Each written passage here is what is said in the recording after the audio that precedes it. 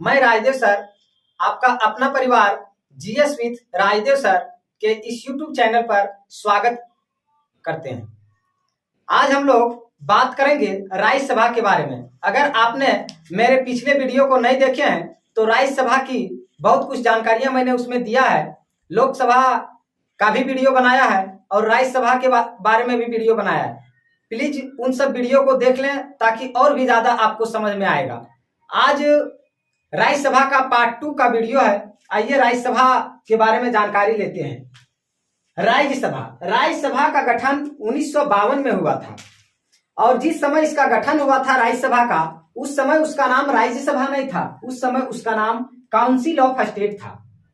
लेकिन 1954 में राज्यसभा का नाम बदल करके 1954 में इसका नाम काउंसिल ऑफ स्टेट से बदल करके और राज्यसभा कर दिया गया। इसी तरह से लोकसभा का भी गठन 1952 में हुआ था, लेकिन उस समय भी उसका नाम लोकसभा नहीं था। लोकसभा का पुराना नाम यहां लिखा हुआ है हाउस ऑफ पीपल था। लेकिन 1954 में भी लोकसभा का नया नाम आया, यानी दोनों का गठन 1952 में हुआ और दोनों का नया नाम 1954 में आया। अब आइए राज्यसभा की शक्तियां के बारे में हम लोग जानते हैं।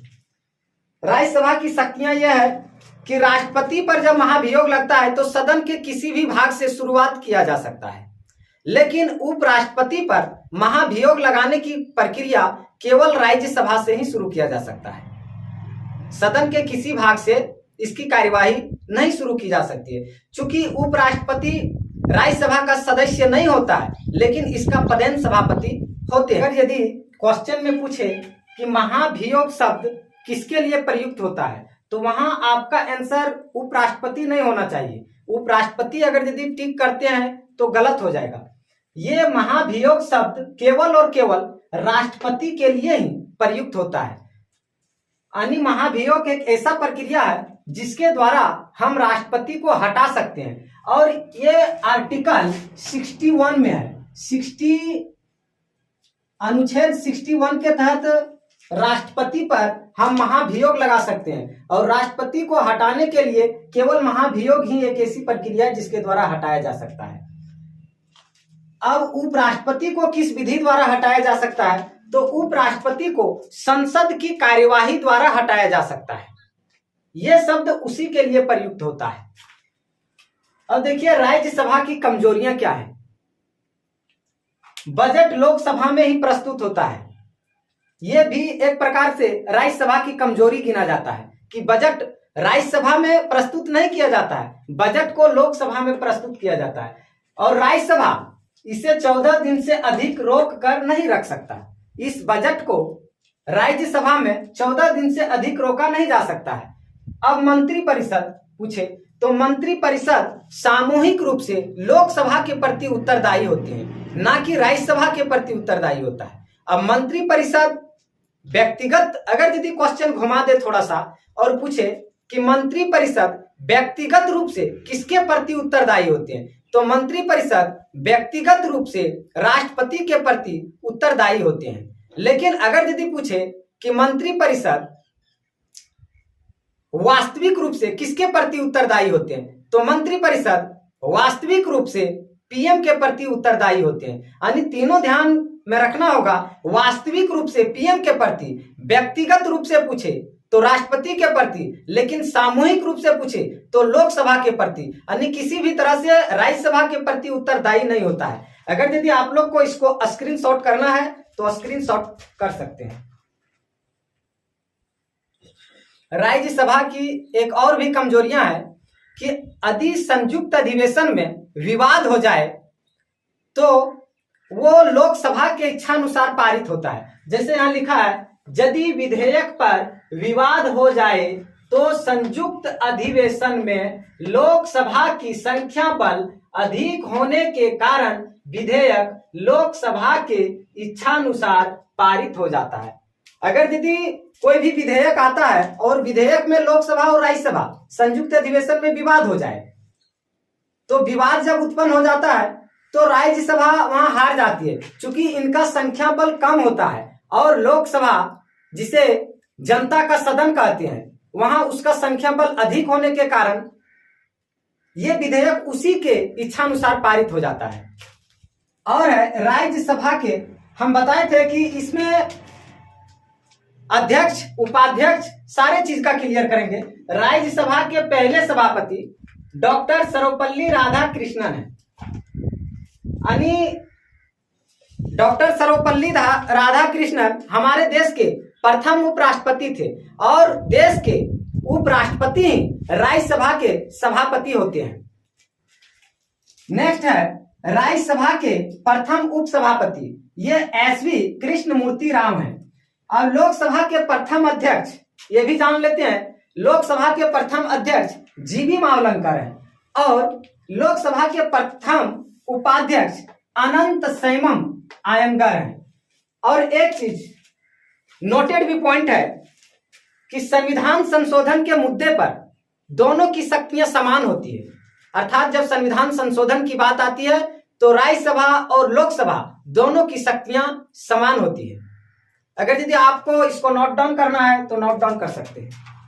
लोकसभा और राज्यसभा की अब वह अंतर देखेंगे जो एग्जाम में बार बार पूछा जाता है और यहाँ लोग कंफ्यूज कर जाते हैं। उन सब अंतर के बारे में आज जानने का प्रयास करते हैं। देखिए, राज्यसभा, इसे अस्थाई सदन कहा जाता है, अस्थाई सदन, और लोकसभा या अस्थाई सदन या अस्थाई सदन। इसे शिक्षितों का सदन भी कहा जाता है, जबकि इसे जनता का सदन कहा जाता है।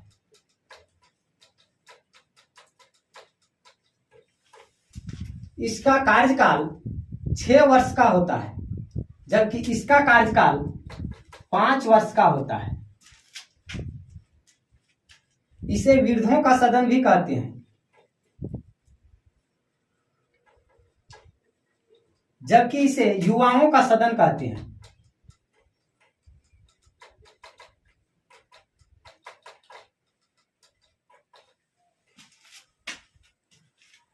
इसमें 12 मनोनीत सदस्य होते हैं, जबकि इसमें 2 एंग्लो इंडियन को मनोनीत किया जाता है।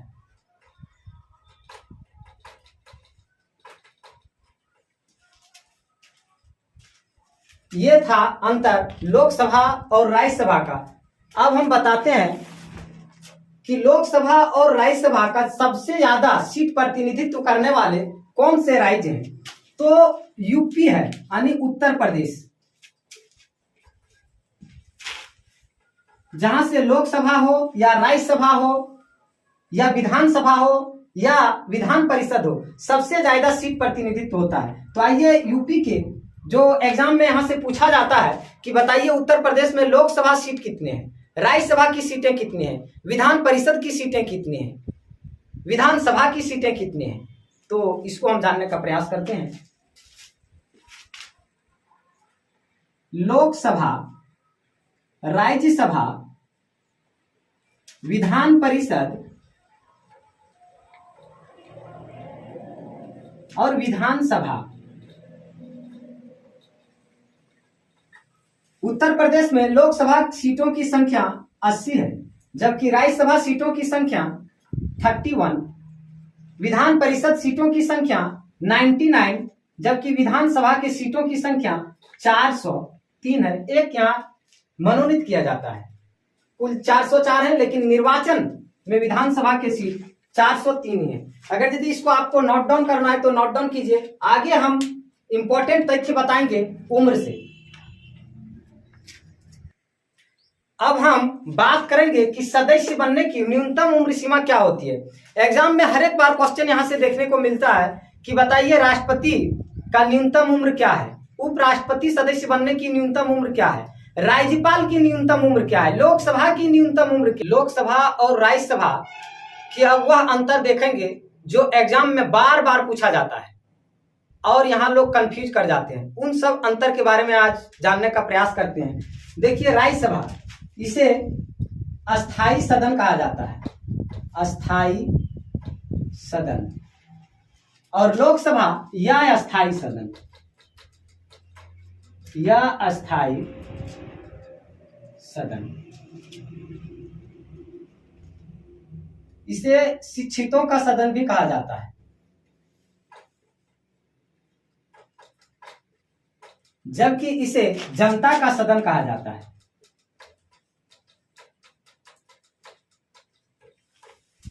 इसका कार्यकाल 6 वर्ष का होता है, जबकि इसका कार्यकाल 5 वर्ष का होता है। इसे वृद्धों का सदन भी कहते हैं,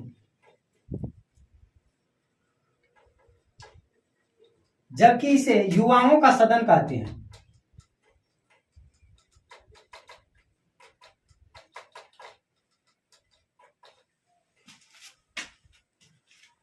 इसमें 12 मनोनीत सदस्य होते हैं, जबकि इसमें 2 एंग्लो इंडियन को मनोनीत किया जाता है।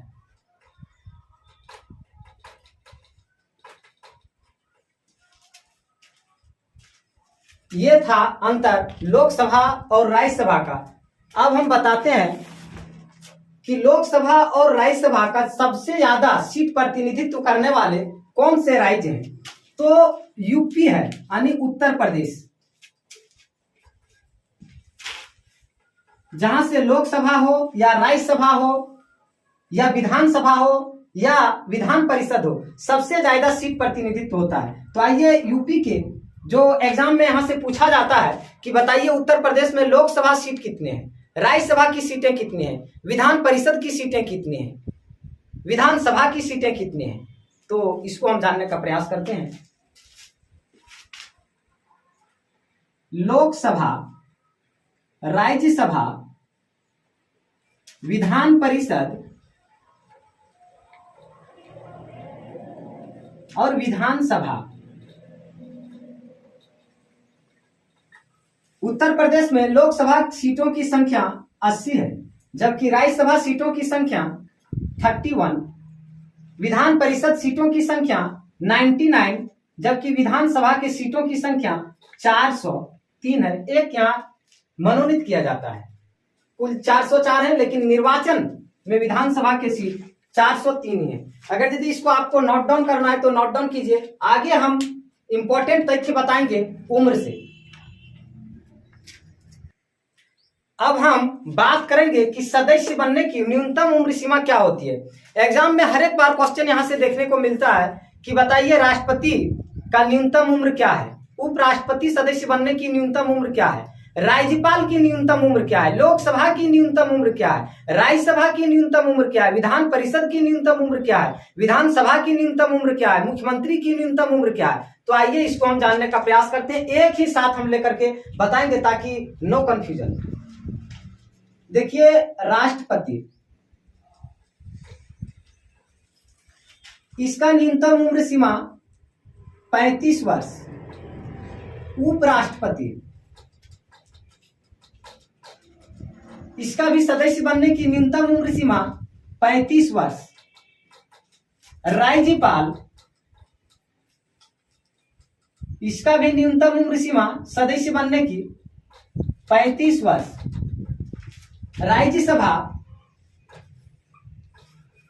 न्यूनतम उम्र इसका 30 वर्ष चाहिए। और विधान परिषद,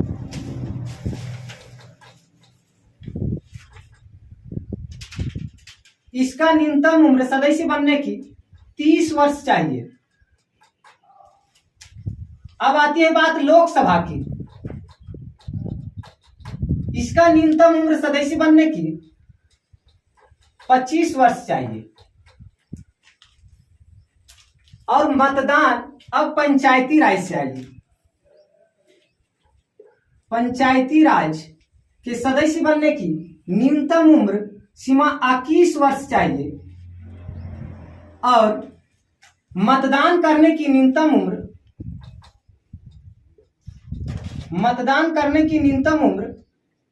18 वर्ष चाहिए।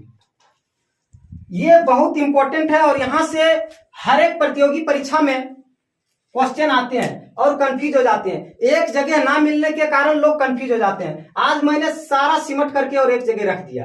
राष्ट्रपति 35 वर्ष, उपराष्ट्रपति 35 वर्ष, राज्यपाल 35 वर्ष, राज्यसभा 30 वर्ष, विधान परिषद 30 वर्ष, लोकसभा 25 वर्ष और पीएम पूछे तो 25 वर्ष। चूंकि लोकसभा की बहुमत दल का नेता ही प्रधानमंत्री बनता है। पंचायती राज 21 वर्ष और मतदान करने की उम्र 18 वर्ष।